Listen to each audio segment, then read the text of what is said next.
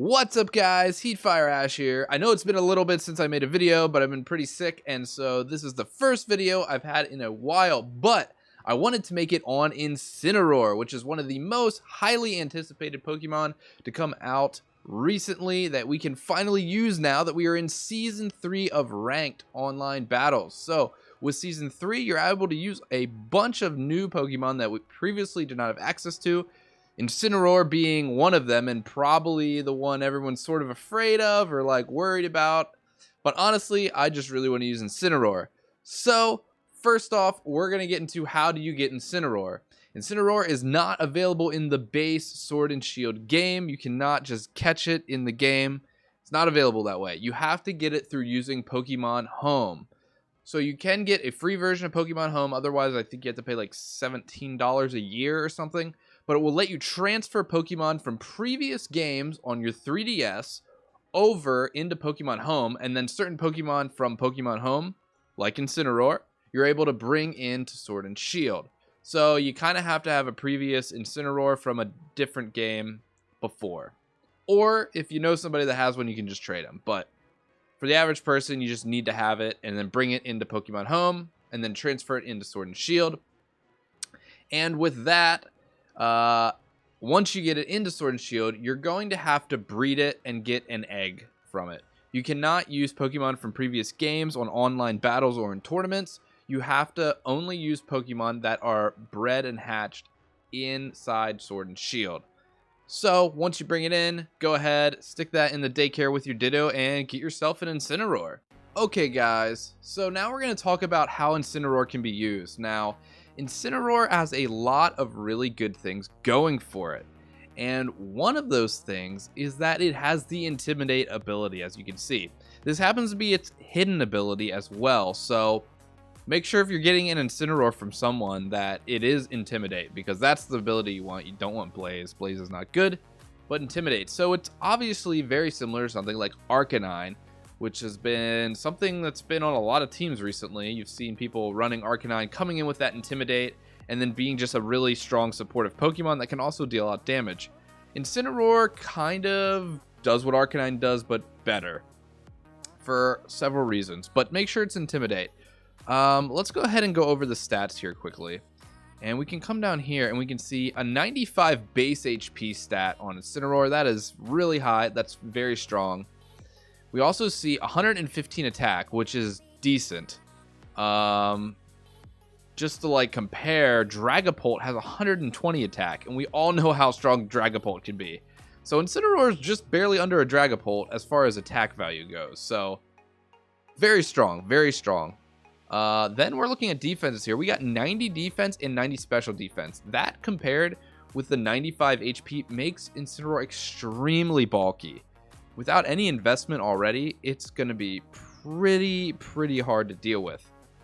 And there's even more reasons why, which we'll get to, but basically its base HP and its defenses make it just super tanky and hard to deal with. And not to mention stuff like Intimidate, already lowering your opponent's attack just makes it even stronger. And a downside is that it's only 60 base speed, which is kind of low, but it is more of a supported Pokemon most of the time, so being slow isn't that bad. And yeah, there are some advantages actually to being slow, which I'll go over in a second. Let's start off with some supportive type moves that Incineroar gets. A very strong one is Fake Out. Now, of course, you all know Fake Out. It got a little bit of a nerf this generation just because of Dynamaxing. You know, you can't flinch a Dynamax Pokemon with Fake Out. But either way, it's still going to be very strong. There's still going to be a lot of Pokemon you're going to want to Fake Out. So, absolutely great move. I'd recommend running it. A new move that Incineroar did not used to have, Parting Shot. And this thing is crazy, all right? Parting Shot is a damaging move. Actually, I don't think it does damage. It doesn't damage. It doesn't damage, but what it does is it lowers the target's attack and special attack by 1 stage, and then you switch out. So, it's basically like a mini Intimidate / Snarl in one, which means if it's a special attacker or a physical attacker, you can go ahead and use it, and then you switch out and bring in whatever other Pokemon you want to deal with what's on the field, what your opponent has. And this is kind of where its low speed comes into play here, because you can actually parting shot, and you're pretty slow, so you'll probably be hitting last. So you'll parting shot, hit your opponent's Pokemon, and then you get a free switch in, and what you're switching in is probably going to be last in the turn to come in, which means it's not going to take any damage, which means you can go to a free attack with it on the next turn, which is pretty awesome. Of course, Incineroar has a huge move pool, so get some other cool moves like Roar.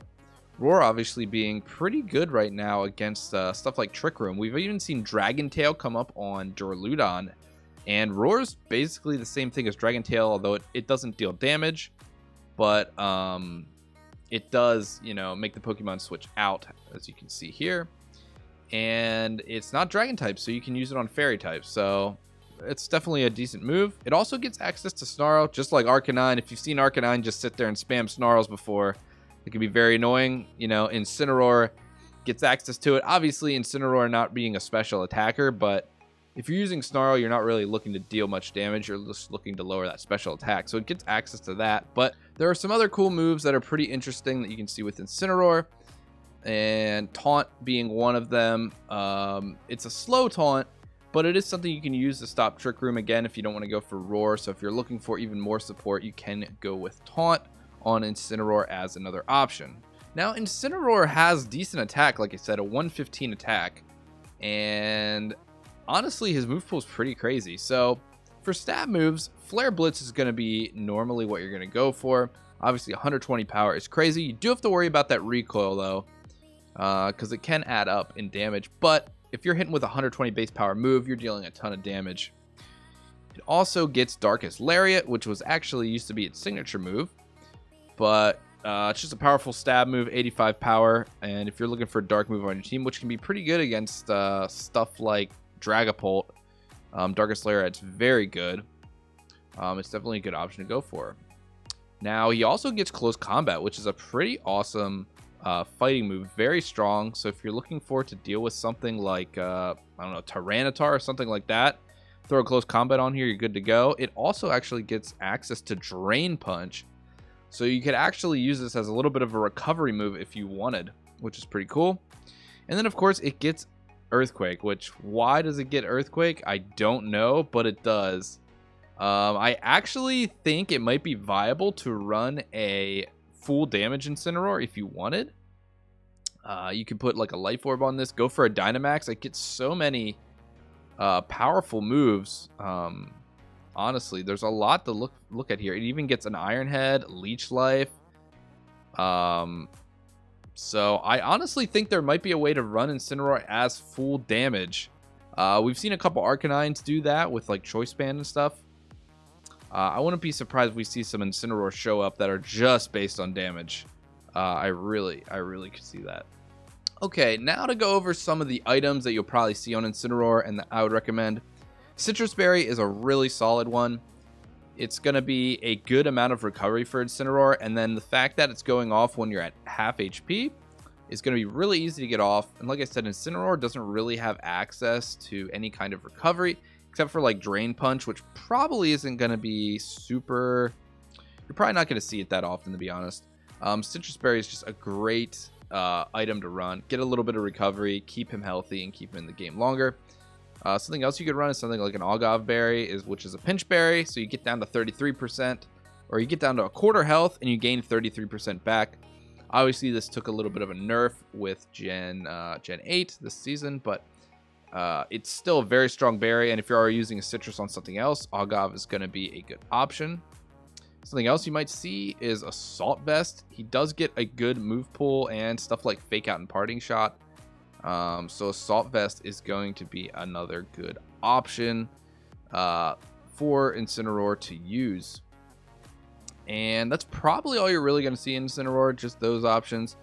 You know, people experiment with different items all the time, but I think Assault Vest, Agave Berry, and Citrus are going to be the main items to look out for, and I think they are the best choices for Incineroar.